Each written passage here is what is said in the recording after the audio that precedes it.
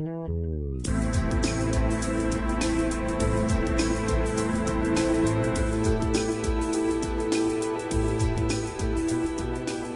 I'm Terrence McNally, and welcome to today's podcast. In the preface to an article entitled A National Strategic Narrative, Anne-Marie Slaughter of Princeton says we need a narrative that confronts some of the following questions. Where is the United States going in the world? How can we get there? What are the guiding stars that will illuminate the path along the way? We need a story with a beginning, middle, and a projected happy ending that will transcend our political divisions, orient us as a nation, and give us both a common direction and the confidence and commitment to get to our destination. She also writes, quote, in one sentence, the strategic narrative of the United States in the 21st century is that we want to become the strongest competitor and most influential player in a deeply interconnected global system, which requires that we invest less in defense and more in sustainable prosperity and the tools of effective global engagement. Mark Mykleby, one of the authors of that article, A National Strategic Narrative, is my guest today. He writes that the complexity, competition, and interconnectedness of a new century require a fresh perspective on how best to secure our enduring national interests of prosperity and security, and that our current path is simply unsustainable. The time has come, he says, for our military to evolve from a strategy based on containment to a strategy focused on the sustainability of our security and prosperity in a dynamic and uncertain strategic environment. Over time, he feels the best way to shape the force of the future is to invest in the science, technology, education, and training that will equip our soldiers, sailors, airmen, and Marines to adapt to an increasingly complex and dynamic environment. The hardware and software we buy and build are secondary to the gray matter we must cultivate now. When I hear someone high up in the military is talking that way and is talking seriously about sustainability, I take notice. Here on Freeforum, we explore the lives, the work, the ideas of individuals that I suspect have pieces of the puzzle of a world that just might work. We look at new, innovative, and provocative approaches to business, environment, health, science, politics, media, and in this case, defense. It's all based on the fact that I believe we can do better, and I want to find out how. Mark Mykleby was commissioned as a second lieutenant in the Marine Corps following his graduation from the U.S. Naval Academy in 1987. His operational experience includes numerous deployments to the European, Pacific, and Southwest Asian theaters, including Iraqi Freedom. In June 2007, Mark was assigned to the U.S. Special Operations Command, where he developed strategy for Special Operations Forces. And from July 2009 until April 2011, he served as the Special Strategic Assistant to the Chairman of the Joint Chiefs of Staff. In that capacity, he co-authored with Navy Captain Wayne Porter A National Strategic Narrative, a concept and vision for a 21st century grand strategy for the nation.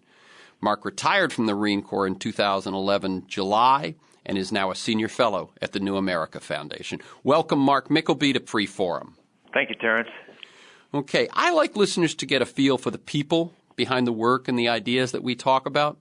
So I just did a quick bio, but could you tell us in your words a bit about your path to the work that you're doing today? And feel free to mention mentors, turning points, moments of decision. For instance, why one goes into the Naval Academy, what your experience were in the military, and how you've transitioned into this new way of thinking and so on. Well, that's a tall order. What is the path? I don't know. What got me to go in the military? I mean, I grew up in Minnesota. My dad is elementary school principal. My mom is a mom, and my brother, he 4 years older than me. He joined the Marine Corps as well, and he retired a little bit before me. So I always knew I was going to serve, but I mean the answer to why I went into the military was having a smart dad that when I was 13 years old said, I can't afford to send you to school, so go figure it out. And so pretty honest, but honest, but a very wise thing for my dad to do. So I really focused hard on studying my schoolwork, sports, those kinds of things. But I also knew I wanted to serve. My dad was enlisted in the Navy, and my brother, like I said, my brother joined the Marine Corps and was a officer as well. And So I just knew that would be a good path, and so the Naval Academy seemed to fit for me. So that's what I did. And just through the course of being in the Marine Corps. The Marine Corps is a very special thing for a lot of reasons. I mean, every Marine is going to say that, but just the focus on education. The Marine Corps has always been a pretty frugal service. You know, we kind of pride ourselves on doing more with less.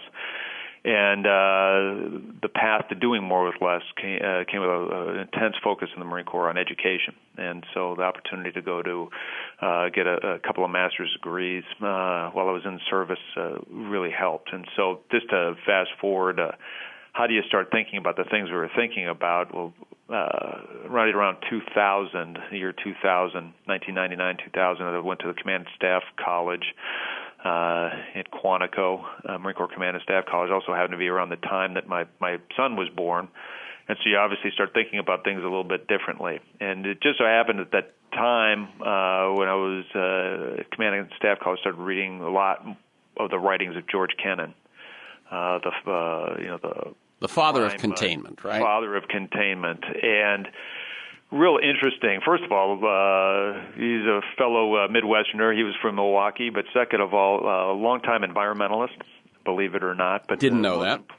Most importantly, just a brilliant strategic thinker. Thought very, in very systemic terms and not in linear terms, and that just really struck me. So I really started reading George Kennan. I started thinking about us and we just went into the new millennium and started asking the question. The Soviet Union was gone, and I just started pondering the question: what is our role? What is the role of the United States? What's our direction as a country? And just started kicking those ideas around. Well, then when 9/11 happened, I, like most everybody else, I was a major at the time. I was wrapped up in doing the business of post 9/11 world. And then we're doing those things. And then when I went to the Special Ops Command to do strategy for special operations, what a great environment to think differently and have an opportunity to frame things out in a different way. And we got to basically start with a blank sheet of paper and really think through global dynamics as a way to scope out, contextualize what special operations role was going in the future.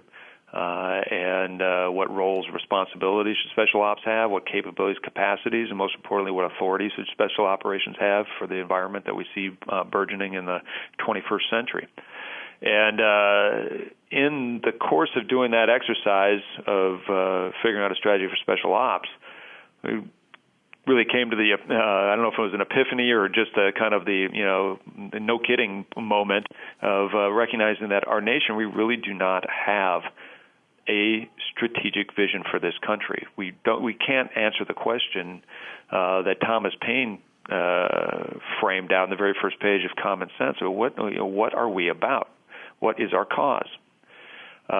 First page of Common Sense, Thomas Paine says, the cause of America is in a great measure the cause of all mankind. Well, in 1776, he was talking about self-determination. And in 2000, now we're sitting 2013, we can't even answer that question because clearly, the framing out of our nation, particularly as it's framed out in the preamble of the Constitution, it doesn't say there anywhere that we get to cash in on the future of our kids or our grandkids. It doesn't say that we get to maintain our status quo at the expense of the rest of the world, that we have a role to set the example, that we have a role to lead in the world. And I don't mean leadership from a position of paternalism. I mean lead from a position of partnership, but most importantly, leading by our example. Mm-hmm. And that was really an epiphany. So we really started looking at if we're going to have a grand strategy that would contextualize and inform a grand strategy for special operations, what should it be? I mean, what would that look like? And looking at the global conditions as we saw them, I kept going back to the concept of sustainability. And really viewing the world more as a strategic ecology than just the strategic environment. I always say we've played Stratego enough. We're not playing Stratego anymore. That's the voice of Mark Mykleby. He is a former special strategic assistant to the chairman of the Joint Chiefs of Staff, and as you can hear, has done some thinking and writing about the strategic vision for the United States and for its military. And he is now a fellow at the New America Foundation. You can learn more at the Smart Strategy Initiative at newamericaoneword.net. This is Free Forum on KPFK 90.7 FM, 98.7 in Santa Barbara, streaming and podcasting at kpfk.org. When you said you looked and said, do we have a strategic vision? First, I get the sense you were looking a strategic vision for the military or for special ops, but then you realized it's really about the strategic vision for the nation as a whole. And that's what you're attempting to wrestle with at this point, correct? Yes, that's correct. And again, I mean, if the fundamental question, we were sitting there trying to do strategy for special ops. I mean, we need to have something that would inform the what's the context for that? Yeah. Right. I mean, so what are you about? Because you don't just go out and military's there to do national security stuff, and I'll talk about national security in a bit, but national security stuff from a context of defense institutions, defense instruments of defense. That does not equate to national security writ large. I can talk about it in a bit. But for the role of special operations, clearly it's from the military perspective of their contributions to not only to the security of the nation, but I would also say prosperity, but also shaping out what the security environment will be so we can be prosperous.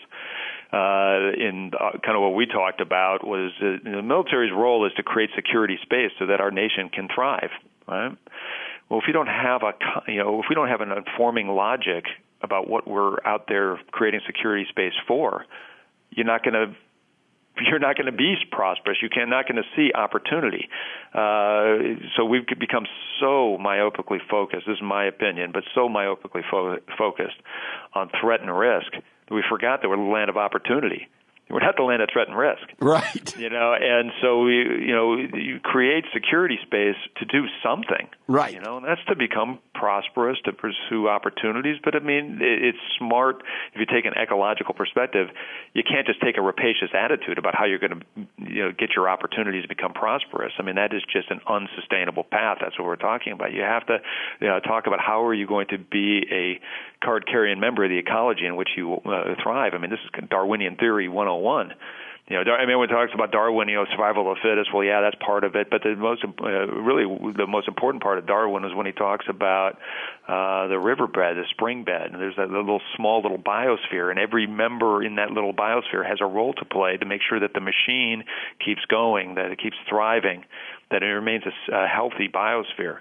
At a global scale now, we are beyond that. Yes, there's competition, but it turns out that within a context, an ecosystem, there's cooperation, and that it is the survival of whole ecosystems that really is what's going on.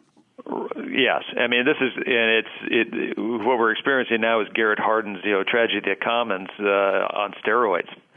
We're all drawing a little bit from the commons, and as we go into the 21st century with rising economies and burgeoning population, et cetera, well, the commons are getting tapped out, and it's just time to recognize it, wake up and see it. It's happening. So, okay, what are we going to do about it? So, a very pragmatic approach here. I mean, this isn't just big arm waves. This is our reality, and we have to deal with it, and we have to frame ourselves. In the United States, as I said with the quote, the Thomas Paine, what is our cause? Well, clearly, our cause should be to lead a transition to a more, dare I say it, and I'm going to dare say it, hopeful future, a more prosperous future, a more secure future. Because in that global ecology, that strategic ecology in which we reside, it's in our best interest to see that that ecology continues to thrive.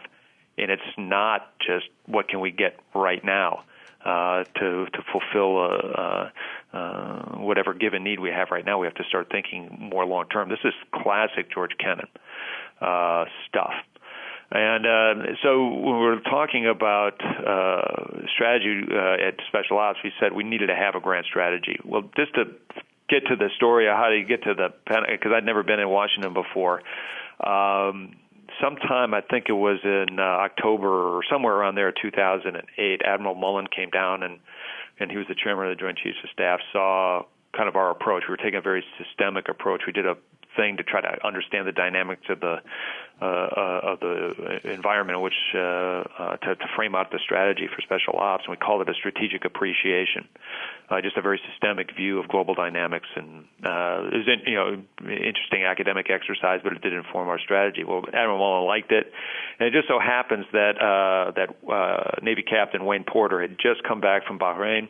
And he had been on Admiral Mullen's staff several other times previously. I think he had been on Admiral Mullen's staff on total for like 7 or 8 years.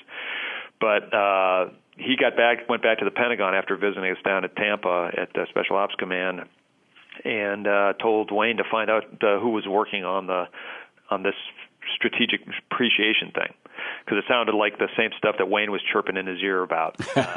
And so Wayne contacted me, and I went up and met him up in the Pentagon, just kind of laid out what we were doing. Well, it just turns out, it's just one of those things where you just found your new best friend. And Wayne and I thought, Wayne's he's just a brilliant guy, and he connects things in a way, he calls it, a non-conventional connector of dots, and he truly is, but absolutely brilliant guy. And so we just started talking about grand strategy and what it would be, and we just kind of had a running 6-month dialogue. Well, all of a sudden, I think it was in May of 2009, I get this call from Wayne, and he said, "Hey, can you help me out with something?" And I was like, "What?" And he said, "Yeah, Admiral Mullen wants us to write a grand strategy for the United States." So I was like, just to let you know, I always say to let you know what kind of idiot that you're dealing with here. I said, well, sure. How hard could it be? So we said, well, yeah, max it would take maybe 2 months, but let's get. I got temporary orders to leave Special Ops to go work on the Admiral Mullen staff for 4 months. We'll knock out a grand strategy, then I'll go back to Tampa. Well, that 4 months ended up turning into 2 years, just as the saga, and that's a whole other story. But it was a very interesting thing, in that Admiral Mullen saw this need for a grand strategy, and I'm not going to speak for him. I should say, first of all, just a very it was just a real privilege and an honor to work for Admiral Mullen. Just infinitely curious, very smart, but just one of the most decent and kind men that I've ever had the privilege of meeting. So, but I also want to make sure it's clear that I was not. I always say wasn't a made man in the Mullen family. I was a Marine colonel up there, and I got to talk to him a couple times. But Wayne clearly had a personal relationship with him, and and Admiral Mullen just kind of stuck us in the corner, had 2 guys that were just thinking through these big things, and just said, hey, take a look at it, see what a grand strategy, give me something, let me see what that would look like.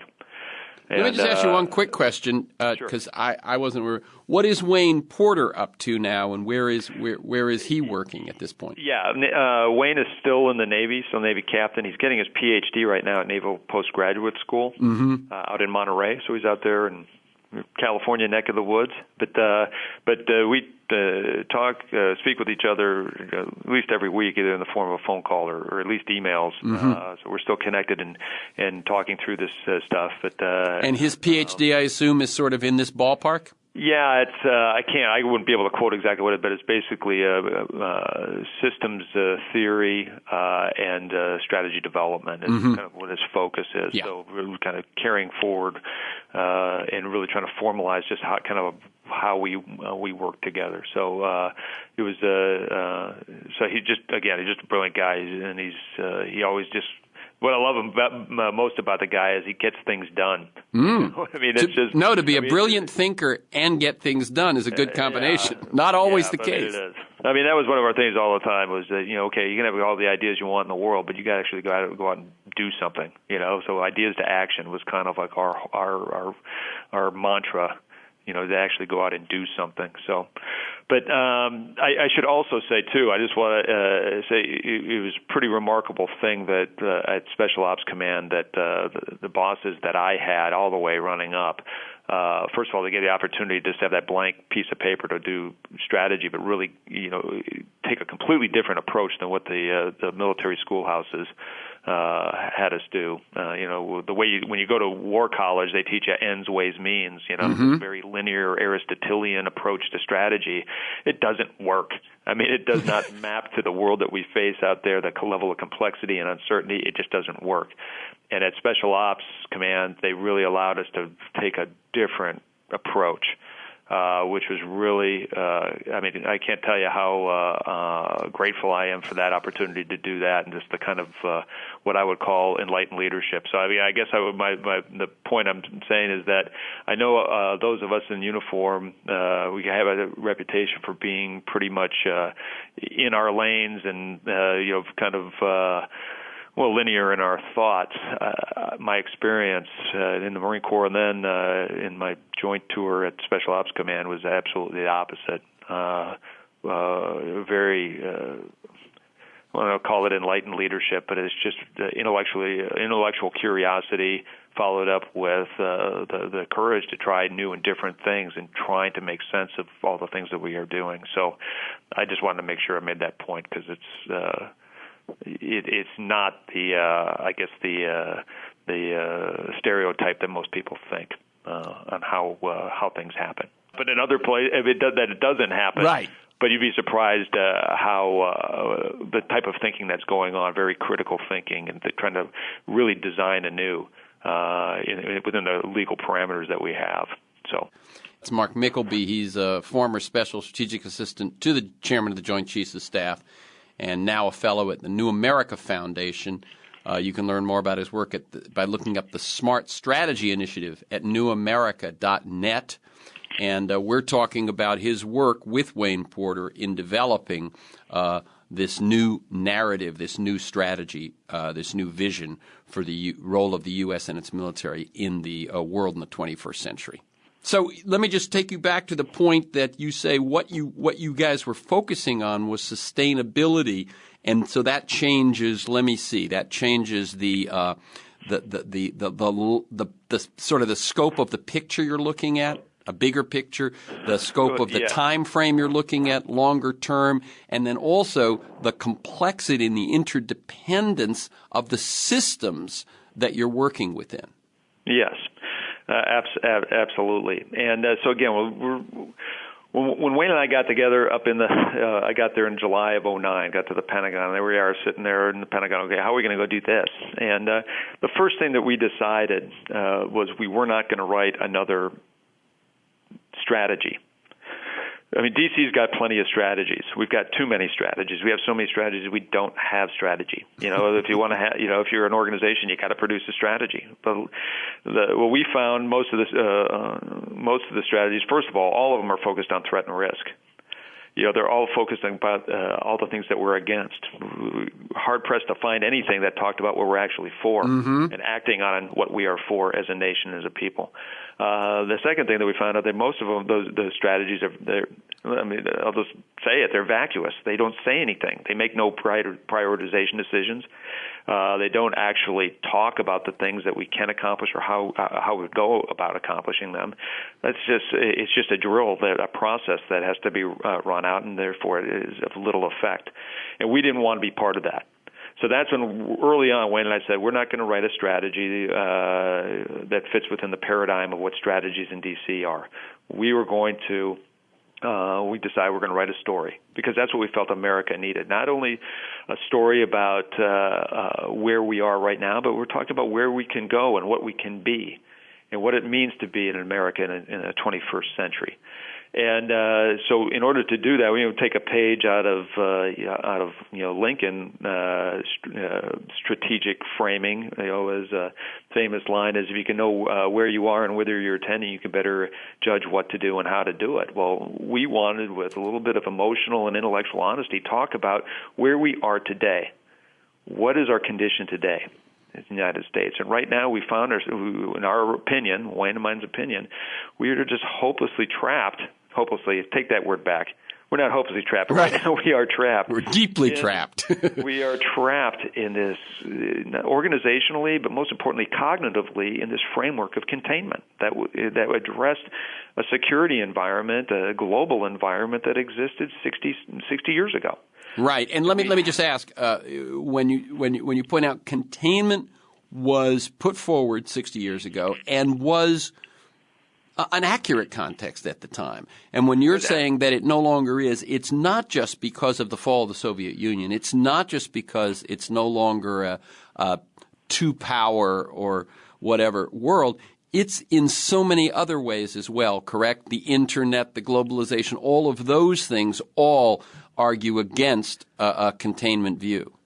Well, the modern in our current world that we live in today, yes. I mean, back in George Kennedy's time, when he gacked out the long telegram in 1946, in the basement of the Moscow embassy, it was absolutely the right thing to, framing. I mean, he was right, and the problem is that when the Soviet Union collapsed, we never really did a restock. Matter of fact, we should have been looking at it beforehand, before the Soviet Union collapsed. We never did a restock of where we're going to go. So right now we're trying to create, we're putting life support systems on organizational constructs and policies that no longer are pertinent to the condition we find ourselves in today. Right. I just had this image as you said that of when you start to repair something by adding a little thing here and a little thing there, and you end up with this. That's what we do in our households or with machines and so on. But when we're talking about a national vision, national strategy, this is a serious mistake.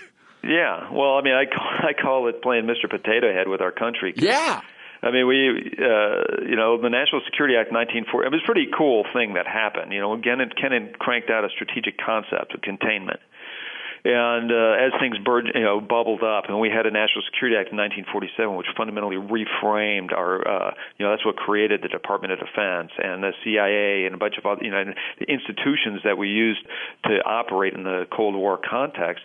I mean, that was a pretty big, heavy lift, and there was adjustments made over time. But now I call it playing Mr. Potato Head because, Mr. Potato Head, you got little holes and you're sticking stuff on. You little Mr. Potato Head. Well, we ran out of holes, so it's like we're breaking out a drilling new holes, and now we got feet on our head and eyeballs on our ass. I mean, we just don't look good anymore. We're trying to keep Mr. Potato Head going. Yeah. We just need to start again.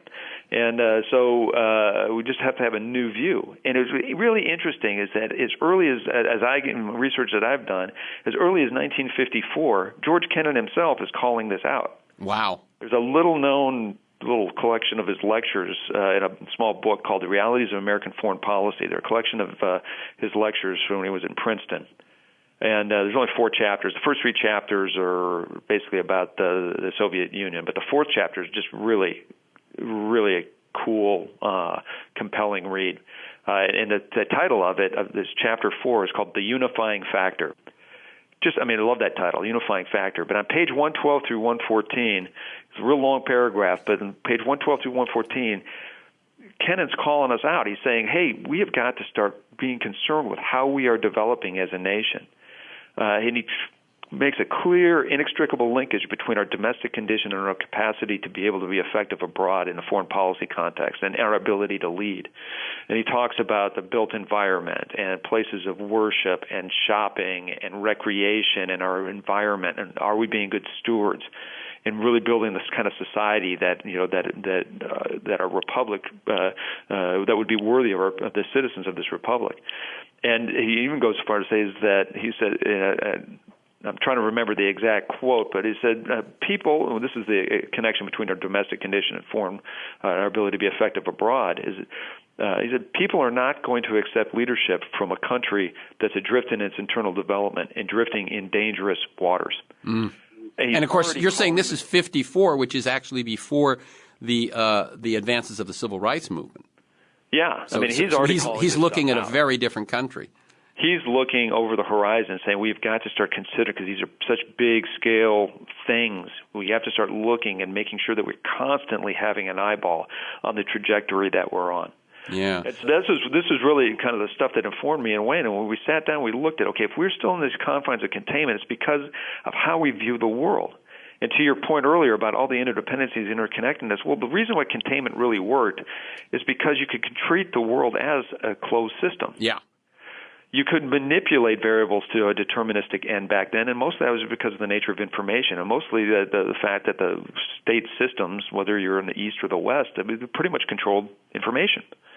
And so you could treat the world as a closed system, and you could leverage force and power in order to get your interests. Well, with the modern world, with all the interconnectedness, it's not a closed system. It's really an open system. If you try to treat an open system like a closed system, you start suffering from the effects of second law of thermodynamics kick in. You get entropy, a go-go. And no wonder we're going from crisis to crisis at a more rapid rate is because we are failing to see that we are not in a closed system. We are in an open system. And that's where Wayne and I really had a big epiphany. That was kind of the takeoff point. So let me tell people, we're at about the halfway mark now. I'm Terrence McNally. I'm speaking with Mark Mykleby, a former special strategic assistant to the chairman of the Joint Chiefs of Staff, a Marine for many years, and now a fellow at New America Foundation. And you can learn more about his work by looking at the Smart Strategy Initiative at newamerica.net. New America, one word. Okay, so the first big shift is moving from looking at the world as a closed system to an open system. Right, and that was a pretty big epiphany because I talked earlier about the concept of ecology, and that's when Wayne and I really said, an open system, we have to start thinking in ecological terms, in open system terms. And if containment was the right kind of grand strategic concept that would frame out a Cold War approach, but it's not working anymore, what would it be in the 21st century given our realities of the interdependencies of the world, the democratization of information on a global scale, the interconnection of economic systems at a global scale, the ramifications of our natural environment and the ecosystem services that are being provided that we're just taking for granted. All these things are interconnected. So if it's an ecological type of approach, this open systems approach, what would be the grand strategic concept that would apply to what Wayne and I said were our enduring national interests of prosperity and security? But it had to be in a way that was shaped by our values as a nation. Our values, as we define them, were those that are articulated specifically in the preamble of the Constitution.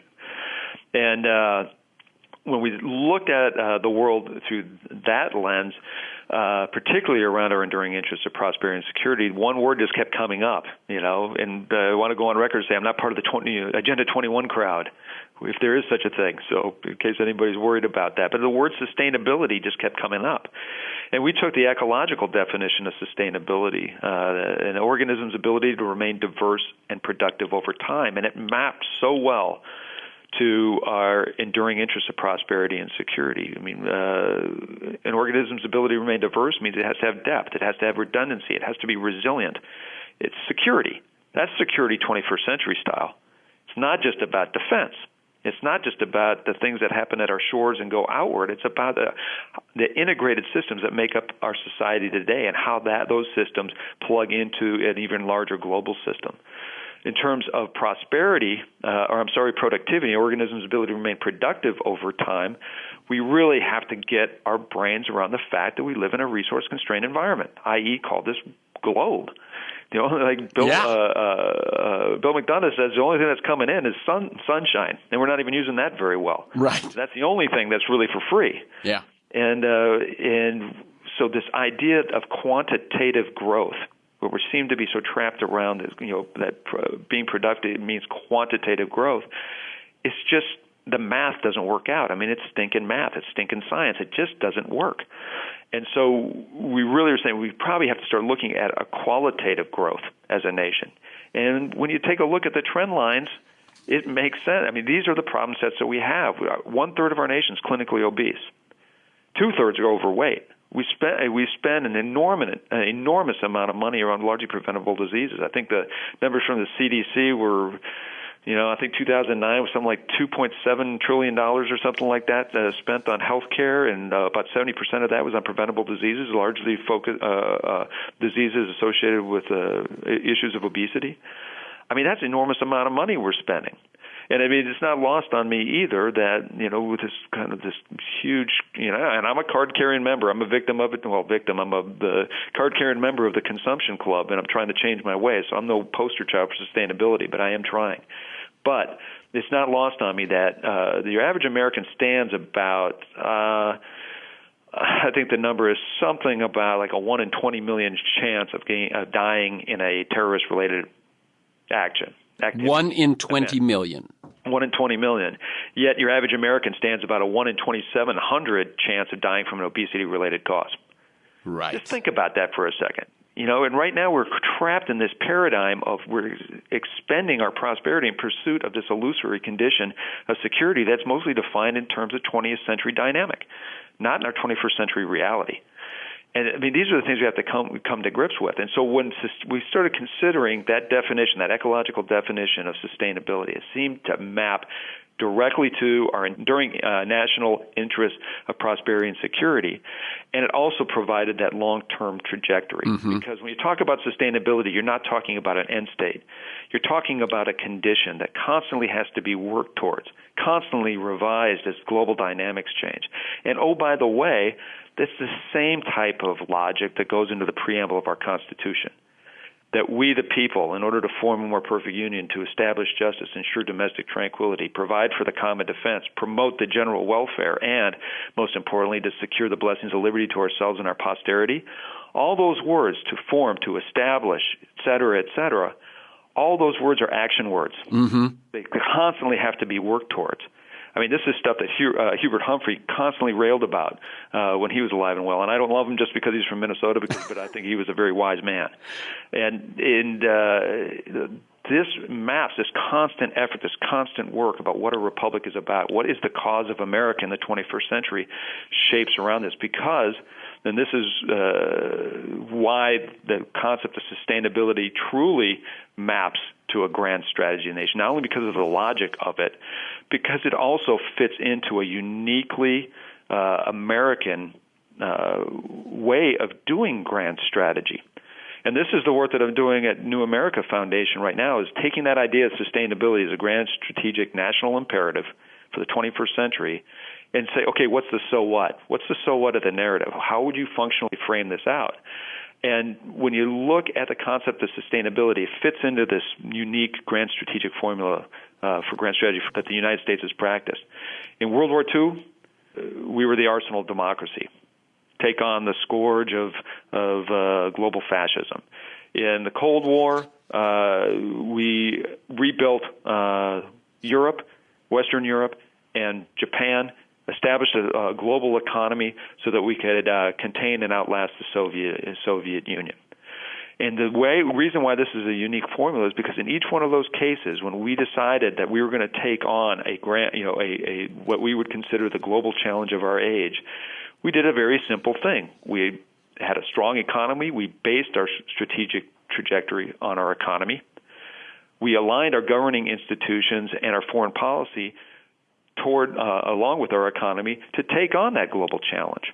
Well, today we just got to get our brains around the fact that the global challenge today isn't a rising China. It's not India. It's not North Korea. I mean, those are all actors in there that you got to. You can't ignore them. You have to take it into account. Can't ignore them. But the global challenge of our era is truly global unsustainability. Yeah. I mean, that is what we got to get our brains around. And the fact of the matter is, everyone talks about the 9 billion people going in the middle of the 20th century, or the 21st century, at 2050 or so. I mean, that's a lot of people. Got it. But the real scary number we got to get our brains around is the 3 billion people that we got to fold into the global middle class. Because when they arrive in the middle class, they're going to have a 300% increase in consumption rates. That is the challenge. How do we include them? We cannot keep them out of it. Right. It's not in our interest to keep out of it. And oh, by the way, you can't do that. You cannot control that dynamics. I mean, this is Epictetus Stoic Philosophy 101. You try to control the uncontrollable, you are going to be miserable. And yet here we are. We're trying to control global dynamics to an extent that is just impossible. So sustainability fits directly into this very uniquely American way of doing grand strategy when we take our economy, stand on our economy, get it thriving, align our governing institutions and our foreign policy to take on the global challenge of our age. That's what we're talking about. That's what sustainability gives you. It's just not for tree huggers anymore. Right. I'm a Marine here. I mean, we're talking about a holistic system approach that we have to get. We have to start activating sooner rather than later. First of all, let me tell people again, that's Mark Mykleby. He's talking about work he's done as a special strategic assistant to the chairman of the Joint Chiefs of Staff. He's a longtime Marine prior to that, and now a fellow at the New America Foundation, where he continues to work on these ideas in the Smart Strategy Initiative at newamerica.net. One thing I hear there is you're saying sustainability as the vision, as equal to what containment was before, grows out not out of idealism and not out of some sort of a leaning toward wouldn't it be nice if, but you're saying grows out of a hard look at reality. And yet what I find so often, not so much, I don't think, in all the people in this country, but in the opinion folks in this country and the pundits and the D.C. Beltway crowd and so on, is to take someone who would say what you just said and say, you're not realistic, you're not serious. I mean, that's something you have to contend with, isn't it? Well, sure it is. I mean, that's why you got to get an idea to action. And so I happen to be my partner in crime at New America Foundation is a guy named Patrick Doherty, absolutely brilliant guy. And it's a whole other story about how we got connected in D.C. while I was working for Admiral Mullen. But Patrick, very, very incredibly smart guy, understands economic, large-scale economic forces a hell of a lot better than I do. But what we have done is this isn't a market argument. It's an economic argument. Again, if we stand on our economy as our foundation for grand strategy of the United States and then align all the other, foreign policy and our governing institutions to take on this global challenge, well, except that the global challenge is global unsustainability. I mean, that's just math. Again, we're consuming 1.5 planets worth of resources as a human race right now, and if everyone is consuming at a U.S. rate, that would be 4.5 planets. Well, guess what? With those 3 billion people coming into the global middle class, we're going to start approaching that, and we don't have the resources to do it. So we better get serious about it. So to get it real, if you listen to Ben Bernanke, this is just the economics of it. If you listen to Ben Bernanke, I mean, I think he's absolutely right. Right now we're dithering around with quantitative easement and a little bit of monetary and fiscal policy, but that's just putting a Band-Aid on a gushing arterial wound. It's not going to fix the problem. We've got to find the big, large-scale macroeconomic bins of demand so that we can push, because right now we got $5 trillion or so of corporate cash just sitting on the sidelines waiting for a home. We've got to unlock that capital, push it towards market forces that make sense within this framework of sustainability. And we think we found the 3 big bins of demand, that this is what activates grand strategy and gets it out of the big arm waves and gets it into a realm of practicality. Okay. Number one is for housing, specifically smart growth. According to the National Association of Realtors, 56% of Americans don't like where they live. Specifically, 56% of Americans seek the attributes of smart growth: mixed use, mixed income, service-rich, higher density, transit-oriented types of communities. We are right now standing on a demographic convergence of historic scale for the United States. The 56% number mostly comes from the fact that baby boomers are downsizing, they're going in the golden years, and they don't want to be stuck on the suburbs anymore. They need to be able to be connected to not only services but entertainment venues for entertainment, et cetera, et cetera. So the baby boomers are now trying to move out of the suburbs. At the same time that millennials, which make up the other large demographic force in this, a very large demographic force. Some people may not be aware, but that generation is at least as large or larger than the boomer generation. And people don't know that. Yeah, that is absolutely correct. And they are just now moving into the position of purchasing their first house. Well, they'd already seen what happens when you're stuck out in the suburbs. They recognize they grew up there. Yeah, they don't want to be trapped there like their parents were, and they don't look for the gated community. I mean, I grew up in Wayzata, Minnesota, outside of Minneapolis, and I mean, so living in suburbia made sense mostly because I was watching the Brady Bunch and crap like that. Exactly. But I mean, these kids were watching the millennials were watching Friends.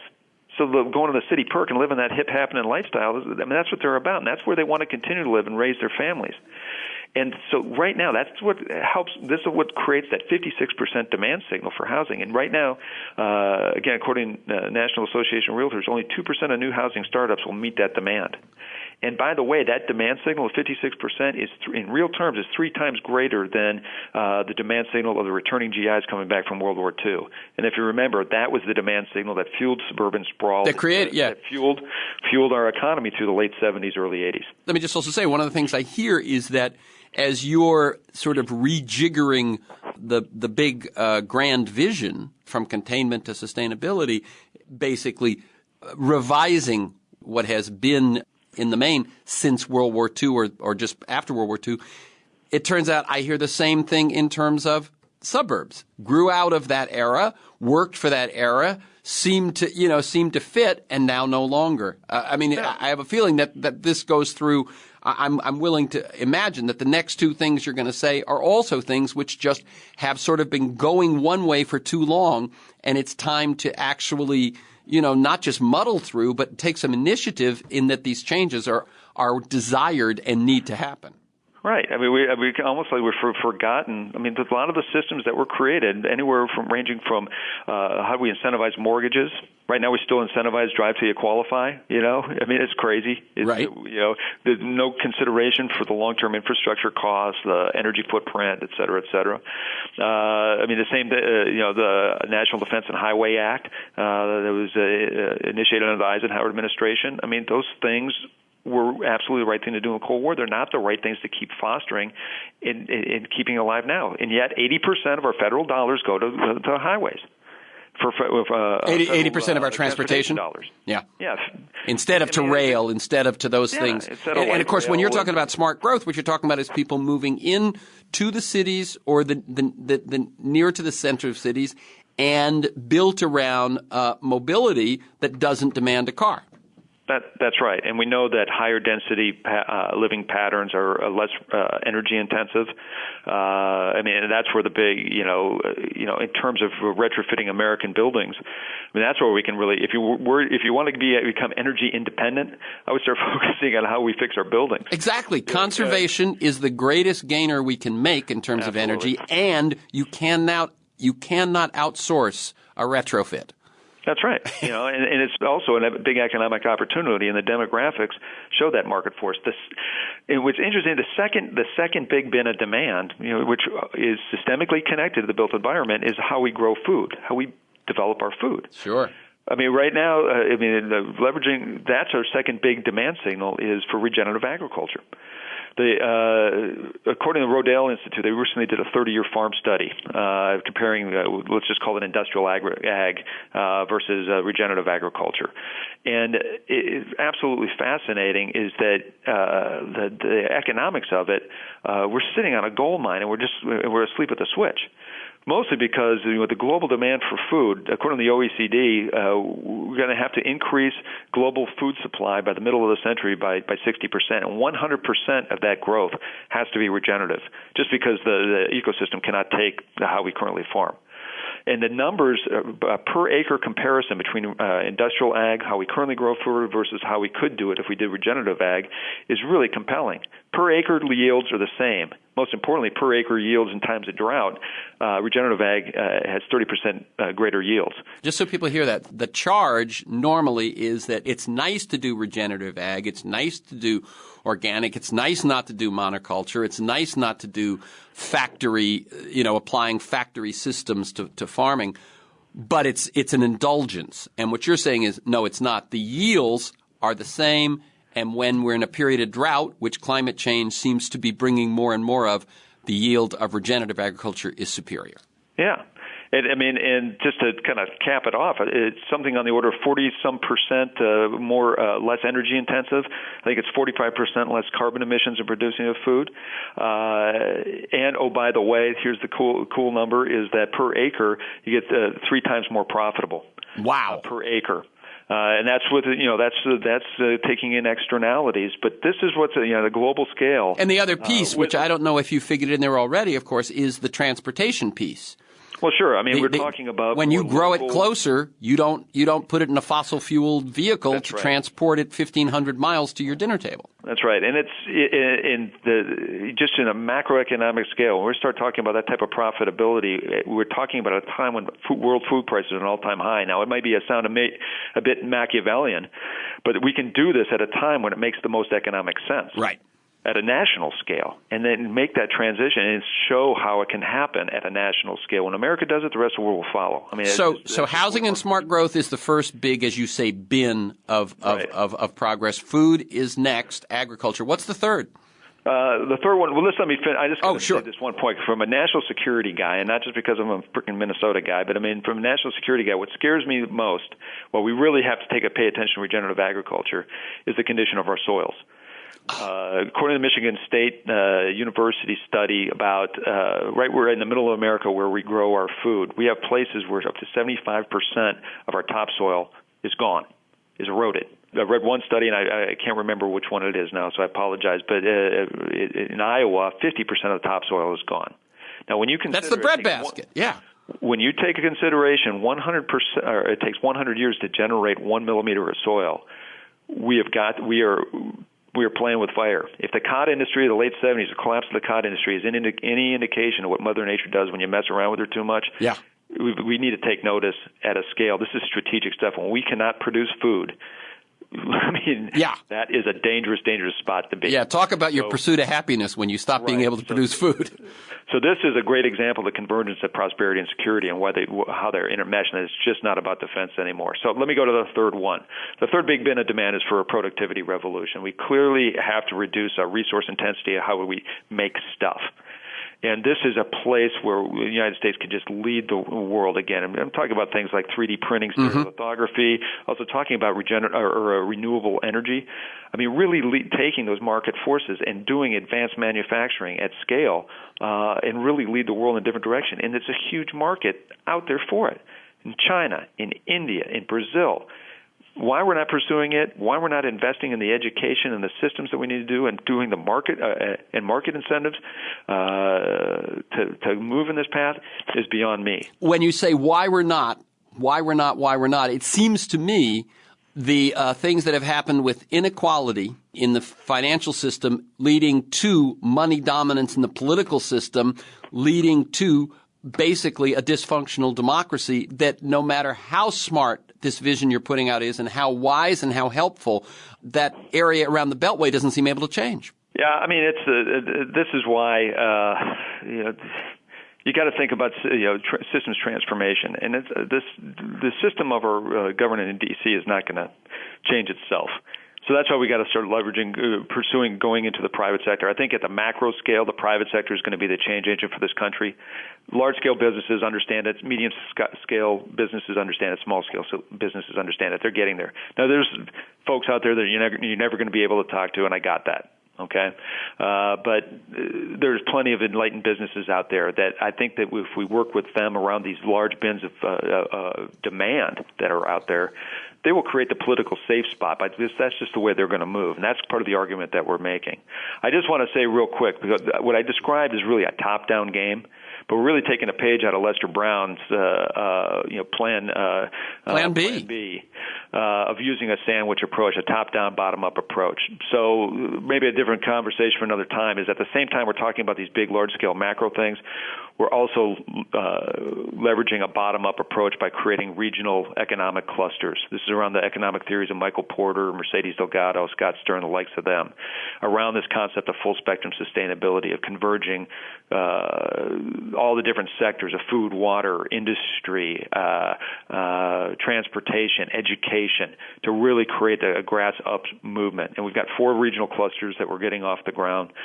One in California, one in the upper Midwest from Minneapolis to Milwaukee, one in Detroit to Youngstown, and then one in the Southeast, basically boxing from Columbia to Charleston to Savannah to Atlanta. All very nascent stages, but it's a way to take these ideas and put them into action, because those 3 big macro bins of demand, they translate down on Main Street into the 4 top economic driving sectors that we have available to us as a nation.